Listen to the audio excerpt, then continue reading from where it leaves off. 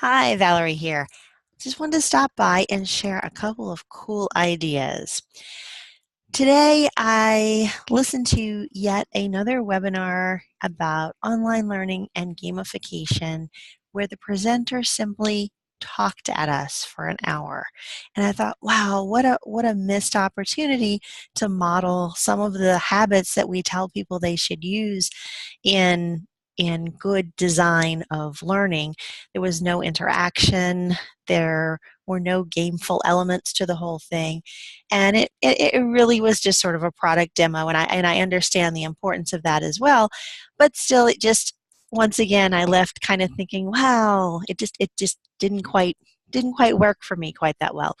So I wanted to share three ideas from presentations I've done in recent months that might give you some ideas of just little things that you could put into your presentation that add a little bit of fun, interaction, and a little more of a gameful feel to them. So the first one I call the letter game. And the situation in this presentation was, it was really more of a case study I was doing.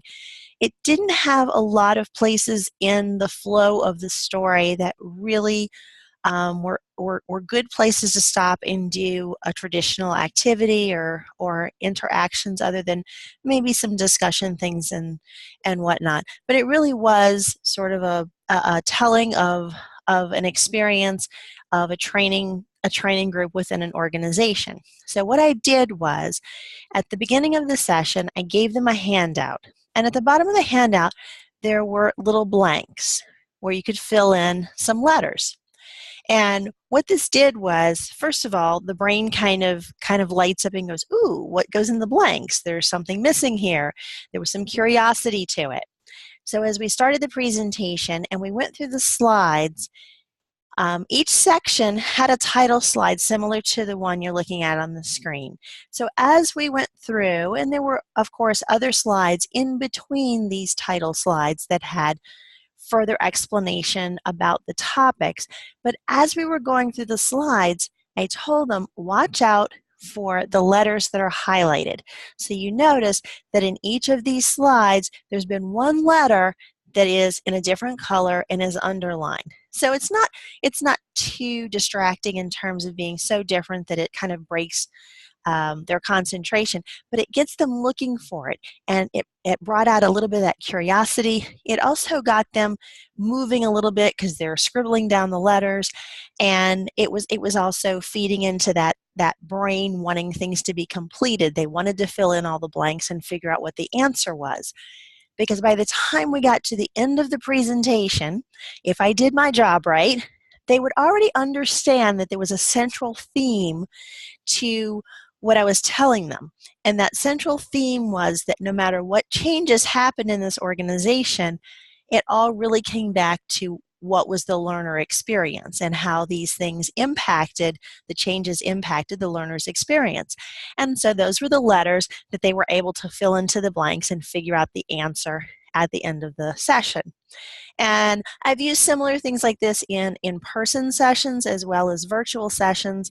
And in virtual, it's often even more important because, as we all know, we tend to maybe multitask, not be paying attention to the screen entirely, and we're kind of checking our mail or doing other things while the webinar is playing. So this keeps people paying a little more attention because they're like, oh, what's that next letter going to be, and and sometimes instead of having the letters come up in order, it might just be the letters and then you have to unscramble them at the end. So then it's really even more important that they pay attention, because if they miss a letter, it's going to be much harder to figure out the puzzle at the end. So that's the letter game, and that was the first tip I wanted to share. The other one comes from that same presentation, and it's give them a map. Now you might have noticed that each of those title slides that look like a license plate had not only the words on it, but it had a little icon. And those icons actually also appeared on a map that was displayed throughout the presentation as well. And so as the presentation went on, we traveled along the road, and the different icons lit up or turned from gray to green. So this gave people a sense of progress. They could see where we were in the presentation. They had an idea of where they'd been, what was coming. So that also just gave them another way to sort of stay engaged with the process, because people like to see the progress they're making. That's also another gameful and very important process that we go through. So by the end, we had gotten the whole map filled out and they'd gotten to the end. So that's another idea that you can use. For again, that works on a lot of levels. It gives you that journey that lets people sort of see the progress where they're going. So that's just another little one. And again, in this instance, I use the two in coordination with one another. But you could certainly use them separately as well. Now the third one comes from a different presentation, and this one has a PowerPoint presentation that requires a little more sort of smoke and mirrors on the back end. And so just to set this one up, this one was used, and I'm going to switch here to a different presentation just so we can see how this one works. This one was for a follow-up course. So perhaps we'd already done a course. We'll say it was training in PowerPoint, since I'm looking at a PowerPoint right now. So they had already done the basic skills. And then we wanted to follow up and do another session. But this one was really just going to be sort of 4 tips and tricks to make your experience with PowerPoint more efficient. So these were 4 sort of discrete items within one presentation. They didn't necessarily need to be done in any particular order. They were just individual, all related to the topic of PowerPoint training.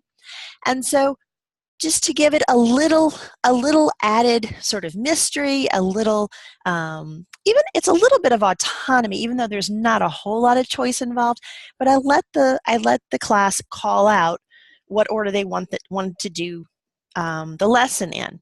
So this one, I'm going to put this one also into slideshow so that you can see how this works. So if they said, we want to do topic number 2 first, and sometimes they get kind of competitive and they start really kind of shouting out answers and stuff. So if I click on number 2, it's going to reveal what the topic is. Now, I've stripped down this presentation just to show you the concept. But again, I could have revealed an image here, or it could have revealed just the words of the topic. It could reveal whatever you wanted it to. The whole point is just we're doing a big reveal to let people pick and see sort of like what's in the mystery box sort of thing. Now, if I click on topic 2 again, it takes me to that portion of the presentation where I could expand on whatever that topic is, and I could go through whatever slides I needed to about that topic. Then I can click on 2 and go back to my main screen and then let them pick the next number, and it would work the same way. So if I click on 3, I get the reveal, and then I could go discuss those topics and then come back. So as I said, that one does require a little bit of PowerPoint trickery in the background with some animation settings and things, nothing too complicated. But if anybody's interested in this, I would be happy to send you the template already set up and everything. I also, if people are interested, I'll do a follow-up video to this one just to show you, to walk you through the process of how you can animate those slides for yourself. So if you want to understand sort of the technical part of it. So again, if you want a copy of the template, just shoot me an email, leave some comments with this video, send me a message, however you like to. And also just let me know if there's any other things you'd like to hear about this, any other questions you have about it. And certainly if you use any ideas similar to this, or you have your own ideas that you've used, please share them with me and share them with others so that we can all get out there and be a little more engaging and interesting in our next presentations. So thanks for tuning in. I'll see you soon.